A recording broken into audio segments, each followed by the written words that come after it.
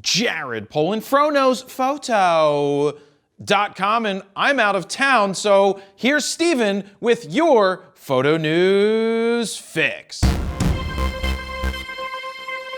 All right, Steven, you're up. Don't f up. Well, I guess this is happening. This fix is brought to you by my gear. Jesus Christ. What? What are you throwing me this for? Hey, if you're gonna sound like him, look like him.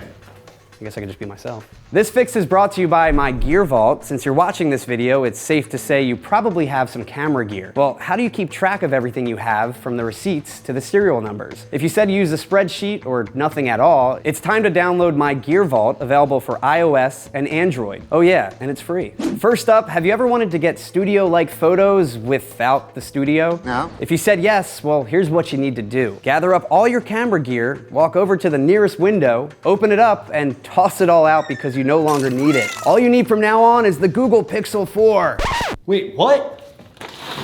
Google says you can get the perfect picture every time, even in the dark. How can he see me?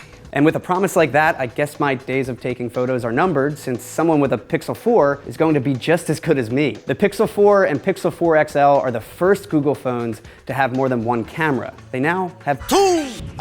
There's a 12.2 megapixel f1.7 main camera and a 16 megapixel f2.4 telephoto lens, along with an 8 megapixel selfie camera that's amazing for dick pic.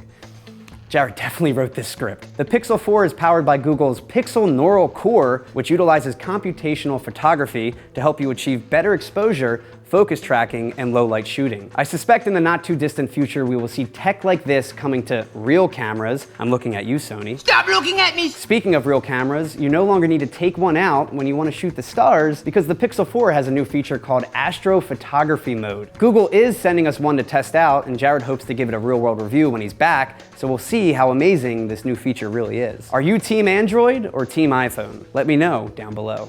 Next up, are you one of those Nikon Z shooters who's too cheap to fork out a measly $8,000 for a manual focusing lens? No. But still want to attempt to be a baller by making people think you actually did? Introducing the Nikon CT-101 trunk case, an $899, highly functional and super important case for your 58mm f.95 Noct lens. Or for your ego. According to Nikon, this case has a hard shell design that protects the lens when not in use. Is it fireproof? Well, Dan, since Jared's away, let's use the company credit card and order one in to find out. Petty cash? Let's take a look inside the case real quick. I see a place for the lens hood, a place for the lens, and then what looks to be an empty space, which must be the place for that stupid battery grip. If you're someone thinking of dropping $900 on this case, hold up. Let me show you a better use for that money. Hey, if you can like this video, and if we get something like 5,000 likes, Jared's gonna be so jealous. And finally, let's wrap up the news with some Canon rumors, starting with rumored specs for the forthcoming 1DX Mark III.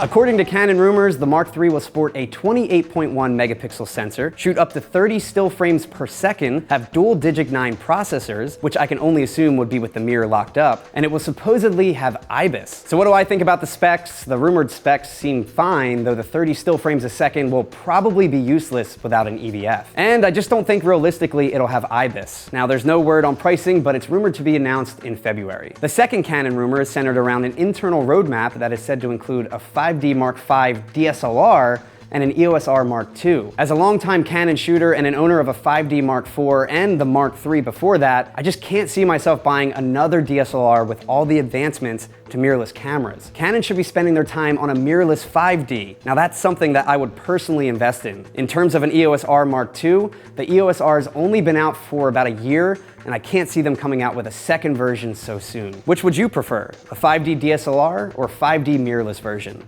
Let me know in the comments below. And there you have it, that's your photo news fix this time around. To check out the last fix, go ahead and click on the screen right here. Don't forget to like, share, comment, and subscribe, and that's where I'm gonna leave it. Jared, again, definitely wrote this. Steven Eckert, FroKnowsPhoto.com. See ya.